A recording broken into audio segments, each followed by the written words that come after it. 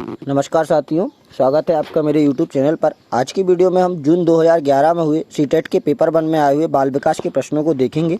आप सभी लोग वीडियो को शुरू करने से पहले चैनल को सब्सक्राइब कर लें ताकि इस प्रकार की वीडियो आपको सबसे पहले मिल सके। तो चलिए वीडियो को शुरू करते हैं। पहला प्रश्न है हमारा, विकास एक कभी न खत्म होने वाली प्रक्रिया है। कभी न खत्म होने वाली प्रक्रिया है, यह कथन जुड़ा हुआ है तो एकीकरण का सिद्धांत, बातचीत का सिद्धांत, आपसी संबंध का सिद्धांत या निरंतरता का सिद्धांत। तो इसका आंसर होगा ऑप्शन नंबर डी। अगला है हमारा, किसके द्वारा बच्चे के बौद्धिक विकास के 4 अलग चरणों को प्रदर्शित किया गया है। तो 4 चरणों को किसके द्वारा प्रदर्शित किया गया है, स्किनर, प्याजे, कोहेलबर्ग या एरिक्सन। तो इसका आंसर होगा ऑप्शन नंबर बी। प्याजे ने 4 चरण दिए हुए हैं, संवेदीगामक, पूर्व संक्रियात्मक, मूर्त संक्रियात्मक और अंतिम चरण भी दिया हुआ है। एक 4 चरण प्याजे के द्वारा दिए गए। अगला है हमारा, माता पिता को छोटे बच्चों के सीखने की प्रक्रिया में एक डैश भूमिका निभानी चाहिए, सहानुभूतिपूर्ण, तटस्थ, नकारात्मक या सक्रिय। तो इसका आंसर हो जाएगा हमारा सक्रिय भूमिका निभानी चाहिए। अगला है हमारा, सीखने की अंतर्दृष्टि सिद्धांत पदोन्नत किया गया है। सीखने का अंतर्दृष्टि सिद्धांत किसके द्वारा दिया गया है, ए जीन पियाजे, बी वाइगोत्स्की, सी गेस्टाल्ट सिद्धांतकार या डी पावल है। तो अंतर्दृष्टि का सिद्धांत गेस्टाल्ट सिद्धांतवादों के द्वारा दिया गया है, जिसमें एक आंसर यदि दिया हुआ हो तो कोहेलबर्ग के द्वारा दिया जाता है। अगला है हमारा, सीखने की प्रक्रिया में प्रेरणा, मोटिवेशन शिक्षार्थियों को दिशाहीन बनाता है, नहीं। युवा शिक्षार्थी के भी सीखने के लिए दिलचस्पी बढ़ाता है, सी शिक्षार्थी की स्मृति को तीव्र करता है या डी पुराने और नए अधिगम में विभेद करता है। तो इसका आंसर होगा युवा शिक्षार्थियों के बीच सीखने के लिए दिलचस्पी बढ़ाता है। अगला है हमारा, निम्नलिखित में से कौन सा एक बुद्धिमान युवा बच्चे की निशानी नहीं है। बुद्धिमान युवा बच्चे की निशानी नहीं है, नेगेटिव कथन ढूंढना है। ए जो अमूर्त ढंग से सोच विचार करता है, अमूर्त ढंग से सोच विचार कर रहा है मतलब बुद्धिमानी युवा की निशानी है। बी जो अपने आप को एक नए माहौल में समायोजित कर सकता है, यह भी एक बुद्धिमान युवा की निशानी है।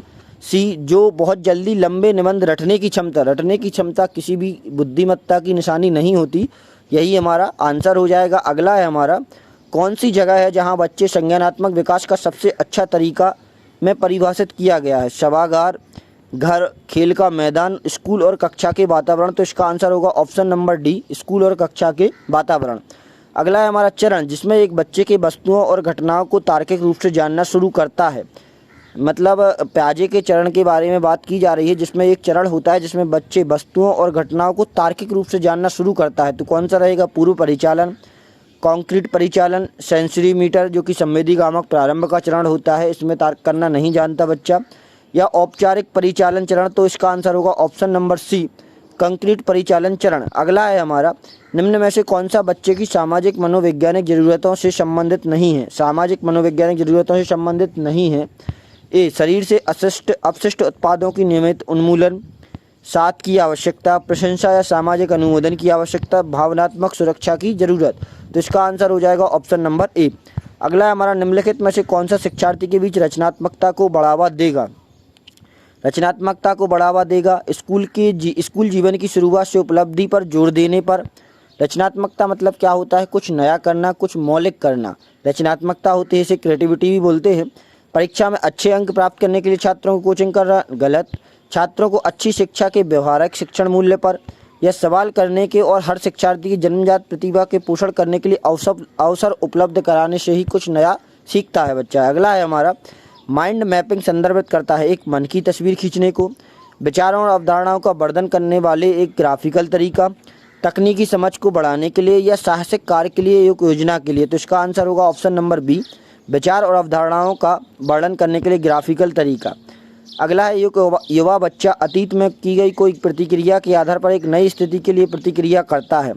इससे संबंध है अधिगम के मनोदृष्टि के सिद्धांत से, अधिगम के तत्परता के सिद्धांत से, सादृश्य के सिद्धांत से या प्रभाव के सिद्धांत। तो इसका आंसर होगा ऑप्शन नंबर सी, सादृश्य के सिद्धांत से। भाई पहले इसी अतीत में की गई प्रतिक्रिया के आधार पर ही नई स्थिति में वह प्रक्रिया कर रहा है, मतलब सादृश्य के स्थान पर। अगला है हमारा, विशेष रूप से प्राथमिक स्तर पर छात्रों के सीखने की कठिनाई को संबोधित करने के लिए सबसे अच्छा तरीका क्या रहेगा। प्राथमिक स्तर पर सीखने की कठिनाइयों को संबोधित करने के लिए तो आसान और रोचक पाठ्यपुस्तक, कहानी सुनाने की विधि, शैक्षणिक विकलांगता के लिए शिक्षण गतिविधियों की एक अनुकूलन किस्म, महंगा और चमकदार सहायता सामग्री। तो इसका आंसर हो जाएगा ऑप्शन नंबर सी, शैक्षणिक विकलांगता के लिए शिक्षण विधियों की एक अनुकूलन किस्म। अगला है विशेष आवश्यकता वाले बच्चों को शिक्षा प्रदान की जानी चाहिए। विशेष स्कूलों में शिक्षकों द्वारा अन्य सामान्य बच्चों के साथ या विशेष स्कूलों में विशेष बच्चों के द्वारा विकसित की गई विधियों के द्वारा। तो इसका आंसर हो जाएगा अन्य सामान्य बच्चों के साथ। अगला है हमारा डिसलेक्सिया के साथ जुड़ा हुआ है पढ़ना विकार, पढ़ने संबंधी विकार है जो कि डिसलेक्सिया से जुड़ा हुआ है। इसका आंसर हो जाएगा हमारा ऑप्शन नंबर ए। अगला है हमारा प्रतिभावानता का एक संकेत नहीं माना जाता है। ऑप्शन नंबर ए अभिव्यक्ति में नवीनता, जिज्ञासा, रचनात्मक विचार या दूसरों के साथ लड़ना जो कि प्रतिभाशीलता का योग्यता या एक संकेत नहीं माना जाता है। अगला है हमारा दृश्यता में कमी के कक्षा 5 के एक छात्र को कक्षा में सामान्य रूप से व्यवहार करना चाहिए और ऑडियो सीडी के माध्यम से सहायता प्रदान करनी चाहिए। या बी कक्षा में विशेष उपचार दिया जाना चाहिए। सी काम स्तर का काम करने के लिए कर माफ़ कर देना चाहिए। या डी माता पिता और मित्रों द्वारा बच्चों की मदद करनी चाहिए। तो इसका आंसर है सामान्य रूप से व्यवहार करना चाहिए और ऑडियो सीडी के माध्यम से सहायता प्रदान की जानी चाहिए। अगला है निम्नलिखित में से जो सीखने की प्रक्रिया के एक लक्षण के रूप में नहीं माना जा सकता। अधिगम लक्ष्य उन्मुख हो, अनाधिगम भी एक सीखने की प्रक्रिया है। शैक्षणिक संस्थानों ही वह जगह है जहां अधिगम किया जा सकता है। अधिगम एक व्यापक क्रिया है तो सी एक नेगेटिव कथन हो जाएगा। केवल यही अधिगम या शैक्षिक संस्थानों में ही वह जगह नहीं है जहां केवल सीखा जा सकता है। अन्य जगह खेल के मैदान, घर, परिवार, आस पड़ोस सभी जगह बच्चा सीख सकता है। अगला है अधिगम को समृद्ध बनाया जा सकता है यदि शिक्षक व्याख्यान और स्पष्टीकरण के विभिन्न प्रकारों का उपयोग करे, कक्षा में समय समय पर परीक्षण पर ध्यान दिया जाए, असली दुनिया की परिस्थितियों से छात्रों को अवगत कराया जाए जिससे कि छात्र आपस में बातचीत कर सके और शिक्षक सुविधा हो। यही हमारा आंसर हो जाएगा। अगला हमारा मूल्यांकन को उपयोगी और दिलचस्प प्रक्रिया बनाने के लिए किस चीज़ को ध्यान में रखना चाहिए। ए छात्र को शैक्षिक और सहशैक्षिक सीमाओं के इतर सिखाने के लिए अलग अलग तरह की जानकारी को इकट्ठा करने के तरीकों का उपयोग, प्रतिक्रिया देने के लिए तकनीकी भाषा का प्रयोग, विभिन्न छात्रों के बीच तुलना हमें कभी नहीं करनी, ये आंसर नहीं रहेगा। बुद्धिमान या औसत शिक्षार्थी के रूप में लेबलिंग करके, तो लेबलिंग भी नहीं करना, इसका आंसर होगा ऑप्शन नंबर ए। अगला है हमारा एक शिक्षक उसकी लोकतांत्रिक प्रकृति के कारण छात्रों कक्षा में कहीं पर भी बैठने के लिए अनुमति देता है। कुछ एक साथ बैठते हैं और समूह चर्चा करते हैं, कुछ चुपचाप बैठ जाते हैं और अपने आप पढ़ाई कर लेते हैं। एक माता पिता को यह पसंद नहीं है। स्थिति को संभालने के लिए निम्नलिखित में से कौन सा सबसे अच्छा तरीका हो सकता है।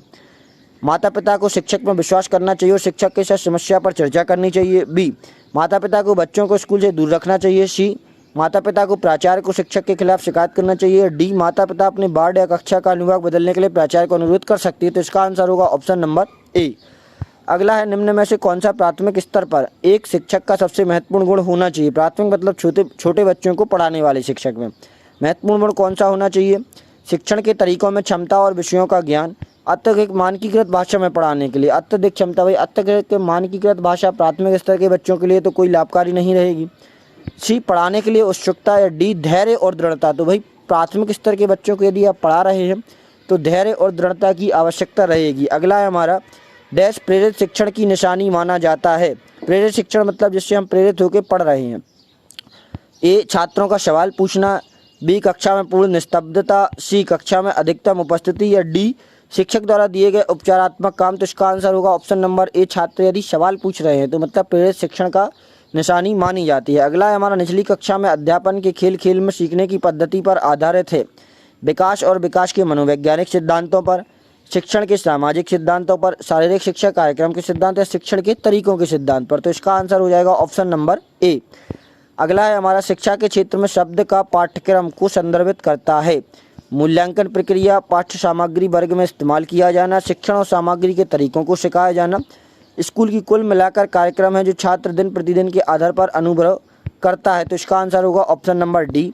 अगला है हमारा पियाजे के अनुसार निम्न में से किस चरण में एक बच्चे के सार प्रस्ताव के बारे में तार्किक रूप से सोचना शुरू कर देता है। तो इसका आंसर होगा हमारा, अभी देखा था हमने औपचारिक परिचालन चरण 11 वर्ष से अधिक ऊपर। सार मतलब एक सार निकालना, प्रस्ताव के बारे में तार्किक रूप से सोचना। अगला है हमारा एक शिक्षक को अपने छात्रों की योग्यता को समझने का प्रयास करना चाहिए। निम्नलिखित क्षेत्रों में से कौन इस उद्देश्य से संबंधित है। अपने छात्रों की योग्यताओं को समझने का प्रयास करना चाहिए।